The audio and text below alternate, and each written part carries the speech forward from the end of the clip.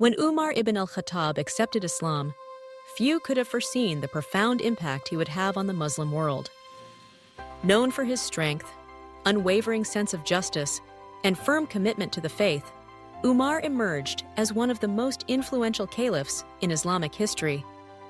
His era as the second caliph, following the death of Abu Bakr al-Siddiq, marked a period of remarkable expansion, innovative governance, and transformative change that would shape the future of the Muslim community for generations.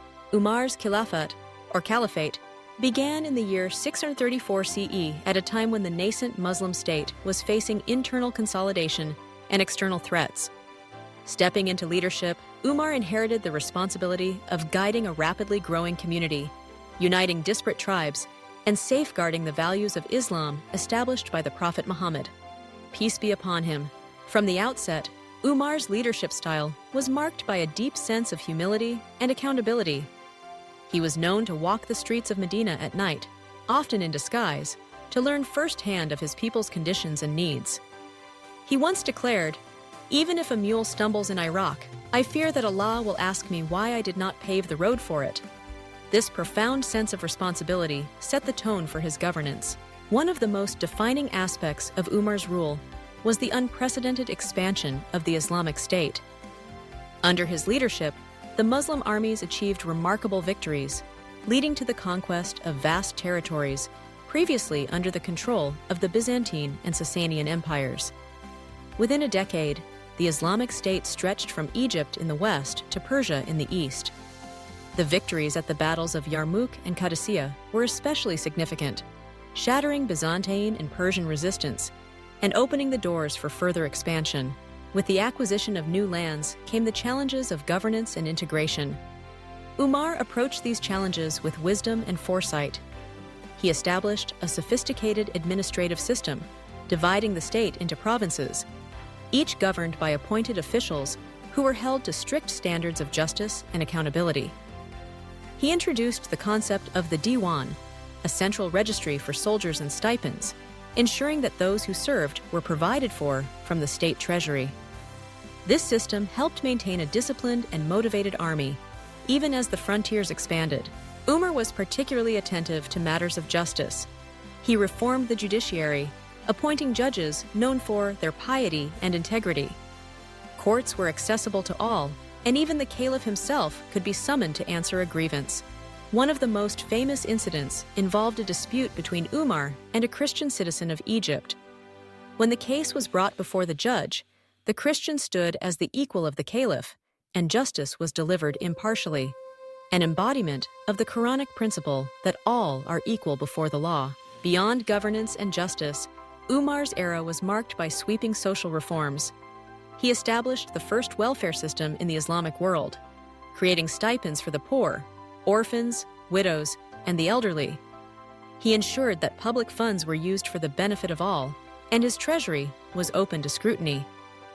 He ordered the construction of roads, canals, and infrastructure projects, improving communication and commerce across the vast state.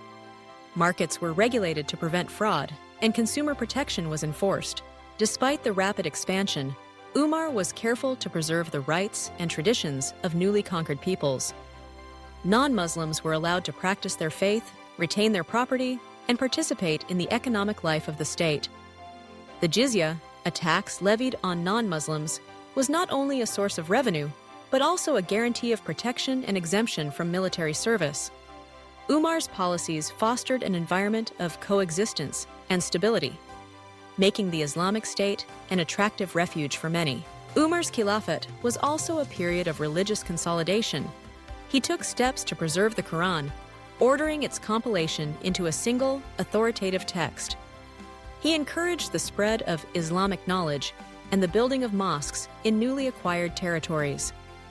His deep personal piety and commitment to the Sunnah of the Prophet served as a model for others, and his rulings became a foundation for Islamic jurisprudence.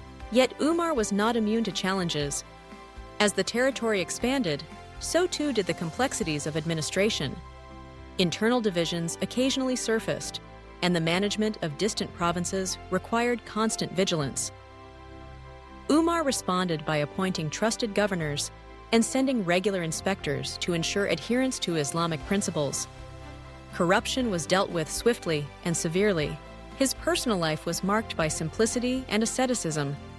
Umar lived in a modest house, wore plain clothes, and ate simple food. He was known for his stern demeanor, but those close to him testified to his compassion and humility. He wept easily at the recitation of the Quran, and he was quick to seek forgiveness for his mistakes. Perhaps one of the most enduring legacies of Umar's rule was his unwavering commitment to justice, regardless of a person's status or faith. He famously declared, "Since when do you enslave people when their mothers have given birth to them free?" A statement that echoed through the centuries as a call for human dignity and equality. The end of Umar's caliphate came tragically in 644 CE, when he was fatally wounded by an assassin while leading the dawn prayer in Medina. Even in his final moments, Umar's concern was for the well-being of his community and the integrity of the Muslim state. He appointed a council of 6 companions to choose his successor, ensuring a peaceful transition of power. Umar ibn al-Khattab's caliphate remains a golden age in Islamic history, a period defined by expansion, justice, and the establishment of enduring institutions. His leadership transformed a small community in the Arabian Peninsula into a formidable civilization that would influence the world for centuries to come. His legacy is not merely in the lands conquered or the laws enacted, but in the values of justice, compassion, and accountability that he embodied, values that continue to inspire millions to this day.